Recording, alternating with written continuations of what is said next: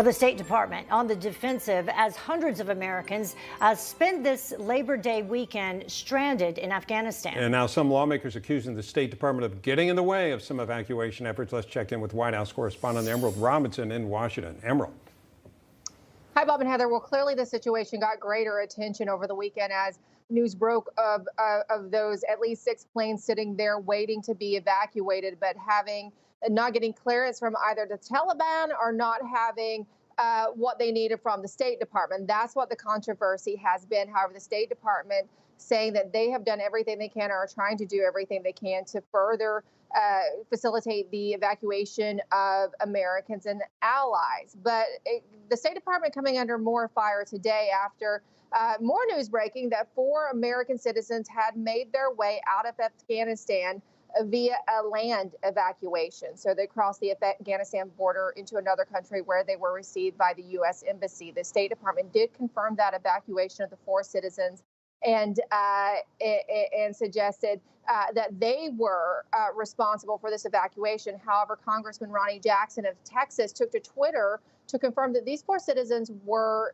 constituents of his in his district in Texas. He also thanked not the State Department, but another group he says was responsible for the successful evacuation.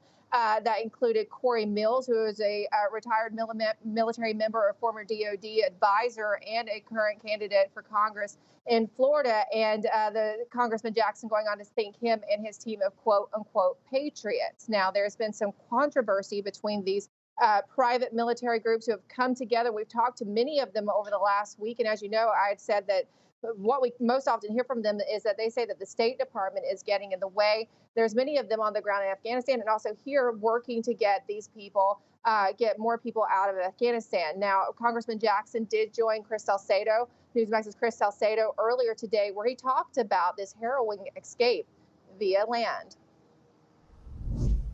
Now let's get to Afghanistan. How many of your constituents did Biden leave behind? Well, I know 7 for sure that were left behind.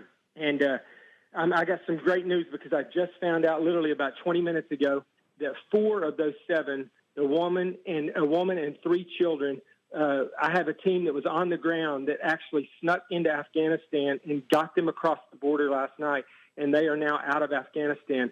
I still have at least 3 that I know of that are left behind. The 4 that got out, finally, I mean, they tried everything. They started in Kabul, and they went to the gate every single day. They hit the Taliban checkpoints.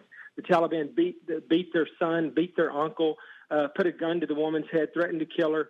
They were on the phone with the State Department, begging the State Department to help them figure out how to get past this. The State Department was basically just like, tell the Taliban you're an American citizen. Show them your passport. The Taliban said, I don't care who you are. I don't care what kind of passport you have. If you come back here again, I'll kill you.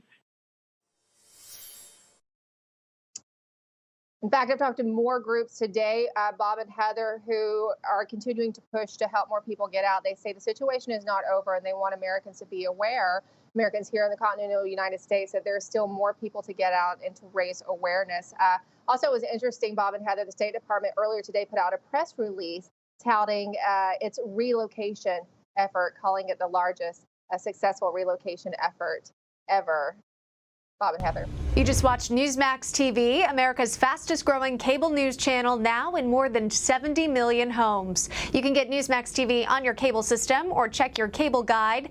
And if your system doesn't carry Newsmax, call them, tell them you want Newsmax TV, because we're real news for real people.